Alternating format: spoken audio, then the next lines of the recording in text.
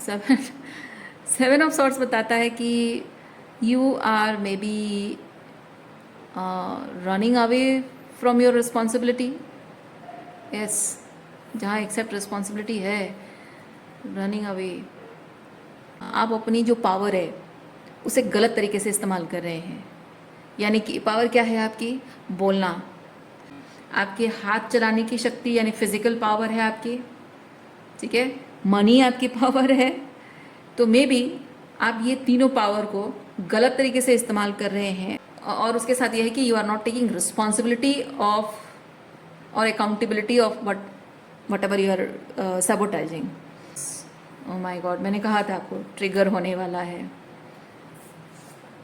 Yes, और हो सकता है कि लोग आपको एक्नॉलेज भी करते हों, लोग आपसे कहते भी हों कि देखो तुम ये गलत कर रहे हो। और जब लोग आपको बोलते हैं ये बात, तो आप उनको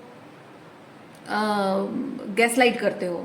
गैसलाइट का मतलब तो आपको पता ही होगा, जिनको नहीं पता मैं बताती हूँ कि आप जानते हैं कि आपने गलत किया है, फिर भी आप अपनी बात को सच साबित करने की कोशिश करते हैं या उनको गलत साबित करने की कोशिश करते हैं।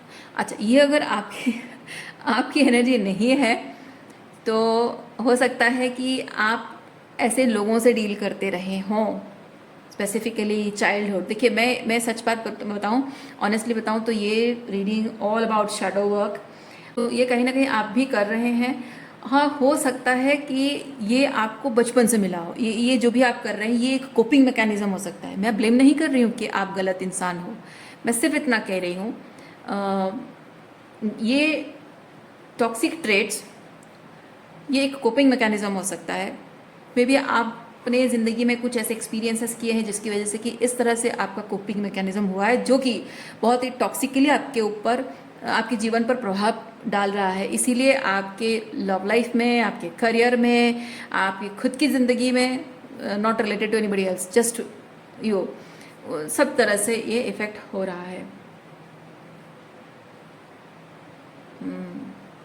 और जिन लोगों ने आपके साथ ये टॉक्सिक बिहेवियर किया है उन्होंने कभी अकाउंटेबिलिटी नहीं ली है और उसकी वजह से आपको क्लोजर नहीं मिला।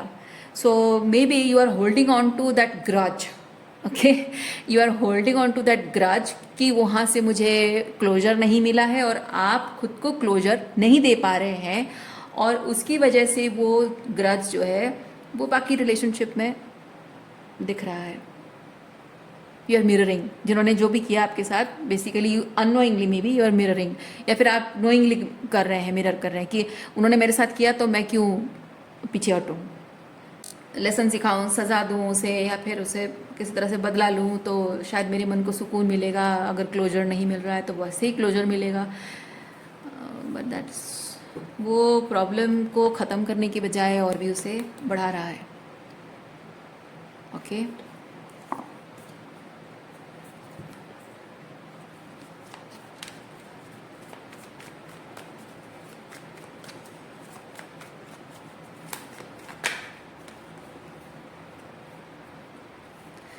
Ace of Pentacle and Death.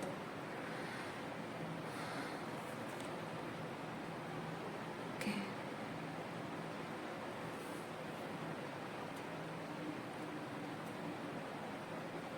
देखिए, एक चीज़ क्या होता है ना कि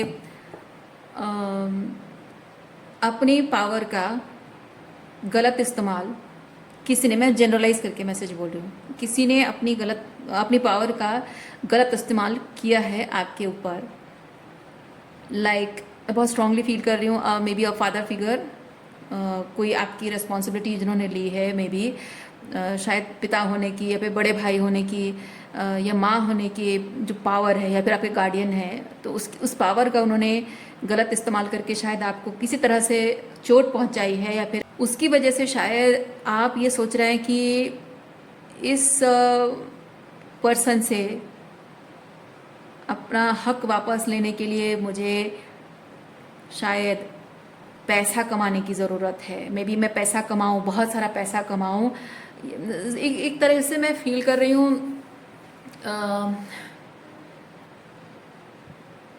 एक तरह से मैं फील कर रही हूँ कि आप अपनी फ्रीडम को क्लेम करना चाह रहे हैं।